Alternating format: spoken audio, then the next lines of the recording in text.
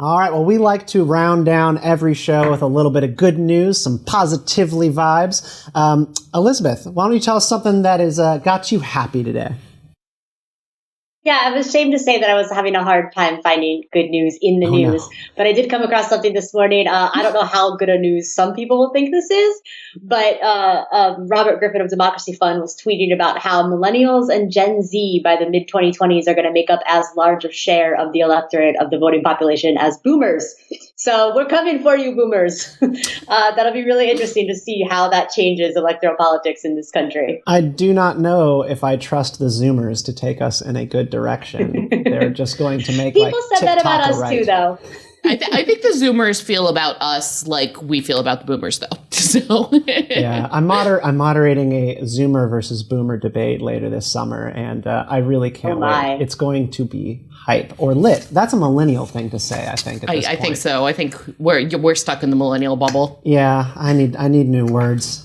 Got to appeal to the Zoomers. All right, so my good news, I am not sad about the Golden Globes being pulled by NBC. So NBC is not going to be airing the Golden Globes here in 2021, and they are shelving it at least until 2022 after the Hollywood Foreign Press Association takes up major reforms.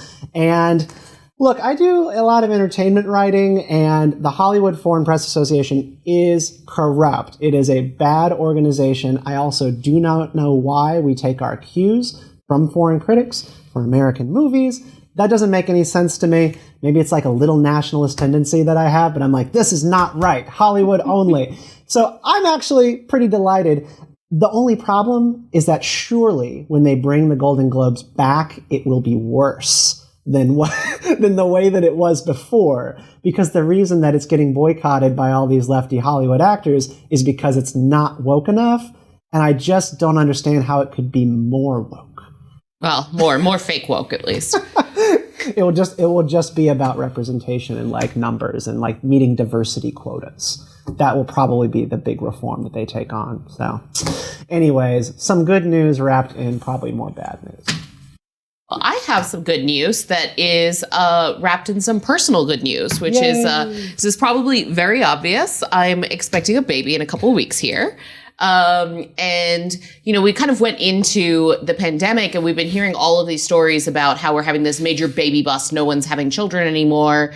Everyone's terrified of having children. And of course, like I'm looking around, my social circles, and all of a sudden, all of these women who've wanted to have kids for a while, they're suddenly finding this is like the perfect time to have children. Mm-hmm. And I think a lot of that comes back to what we've talked about with the pandemic: increased workplace flexibility, the ability, the fact that we're looking more at outputs and metrics rather than did you or did you not spend this amount of hours sitting at this desk and show your face to these people? And I think in the long term, that's going to have a lot of positive benefits for women in the workplace and outside of it. I absolutely agree. And I feel this like rubber band tension in the country where like people seem to want it to like snap back to the way it was before. And I just really hope that we resist. I think a lot of people really don't want it to snap back. They just don't want to say that.